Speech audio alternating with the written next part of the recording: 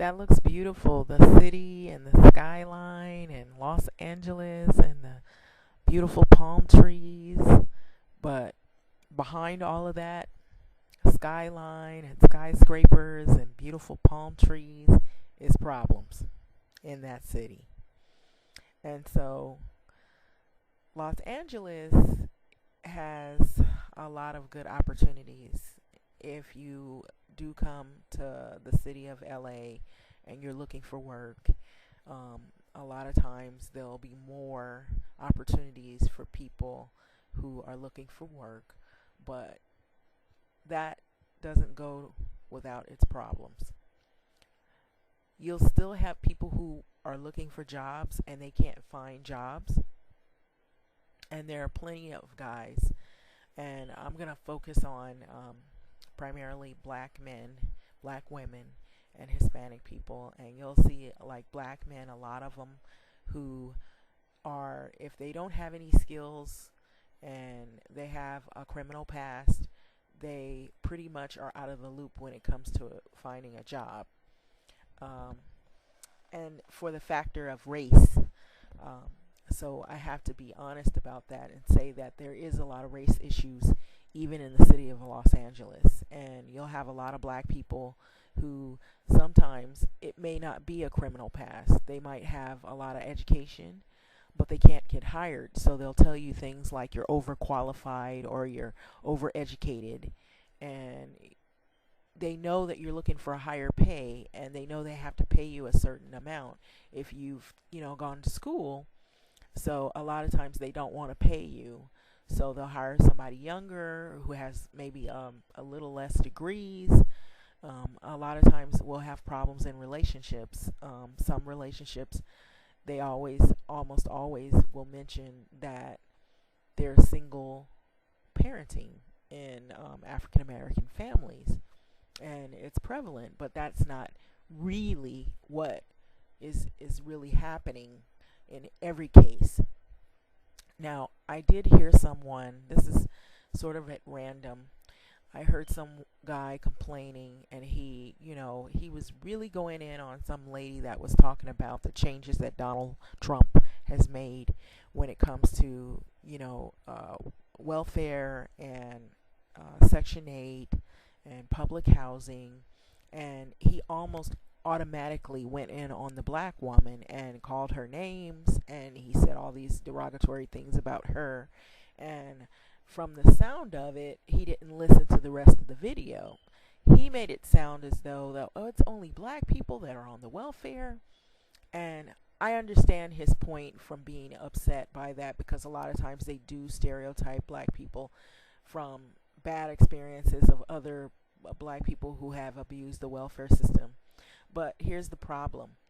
I've heard this saying where they blame feminism on, black women, and they'll blame black women to say, oh, no more feminism. That's why you're on public assistance and you're on Section 8 and public housing. But if you see this woman, she's not the only one that made these babies.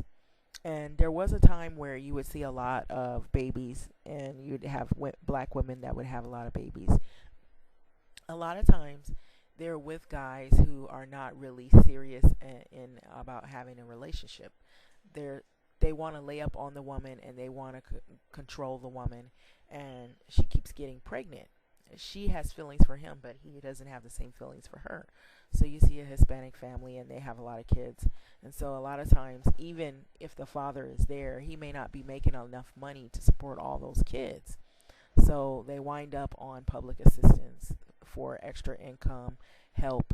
And a lot of times you'll hear people complain, tax people, that'll say, I'm paying my taxes. Welfare is not a career opportunity. They need to get these people off welfare and public assistance. So these are public housing structures that are in the Los Angeles area, California area.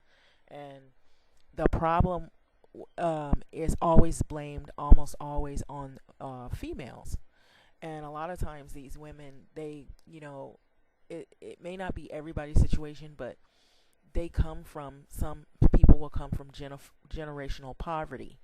And maybe their mother's mother and their mother's mother's mothers, they all lived in the projects, or maybe they all lived in a real low to next to nothing income, or they've had relationships with males who are not productive. And a lot of times guys won't want you to focus on what they are not doing right when they're in these situations. But you'll have men that live with these women in these project housing, and they have, like, if you looked at the clip before, they've had a criminal history.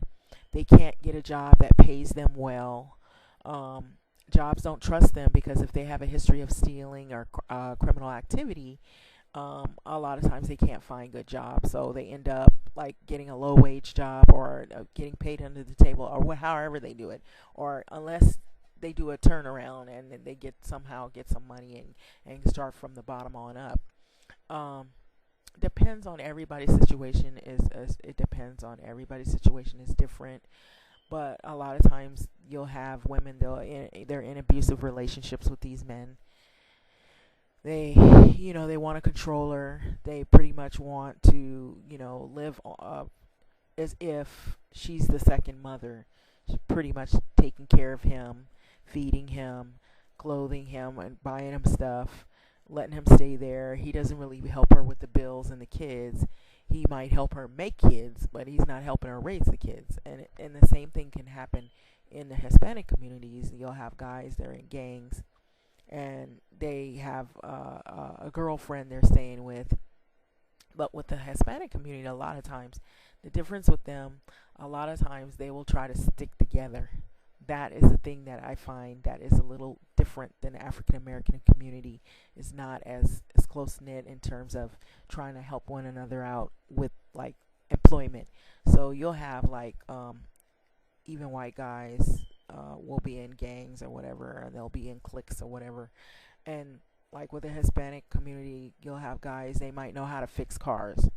So they'll have a buddy that has a chop shop, or they'll have a buddy, and I'm not saying that these things are legal, but they'll figure out ways to make money. And and with some of these black guys that have come from like prisons or jails or whatever, they just go back into a life of crime when they get desperate and they can't find anything else, or they feel like the job's not paying them enough.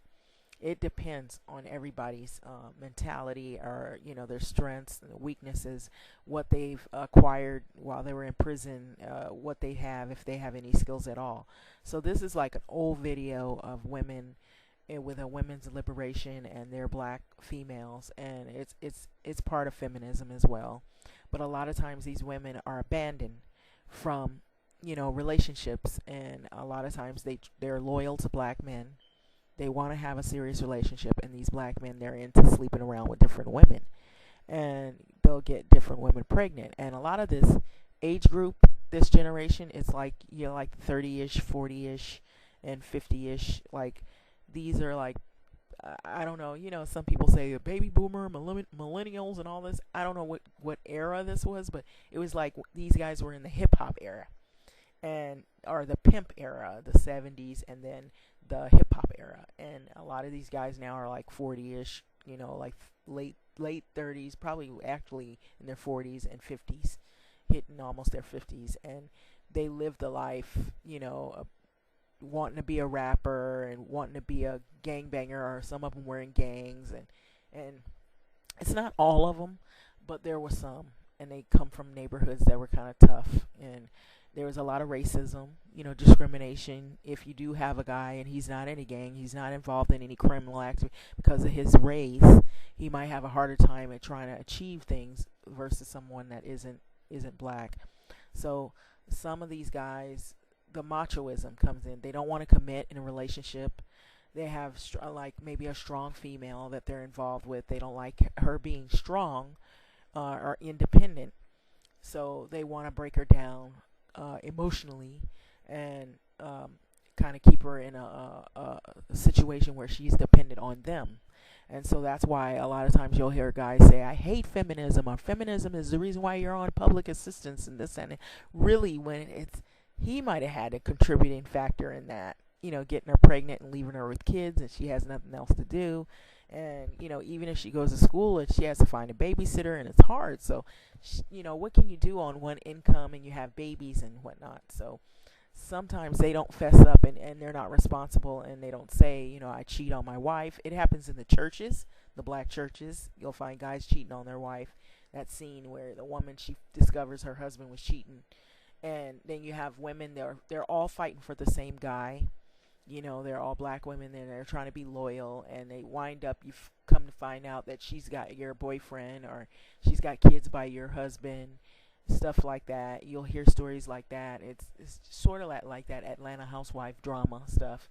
And that's why you see those videos like World Star Hip Hop and all that kind of stuff, where they'll almost always pull up black women, and these are men that they have like a real deep-seated hate for black females, or females in general, and they hate feminism, because what feminism does is empowers a woman to be independent and to try to seek out a better life, to better herself, and her self-esteem, and not end up like this. It's just, somebody that just kind of like, lets guys run over her, and, she's kicking it with the homies and her dudes, and, all this kind of stuff, and hanging out and all this, this is cool to her. She's not about feminism. She's about her man, but look at how she carries herself. So, and a lot of times when you live in these neighborhoods, and if you see this activity going on, you don't want to call the police or say anything to the police, because you're going to get intimidated or beat up. So you have a fear. So this is the kind of stuff that they don't want you to talk about. But this is LA.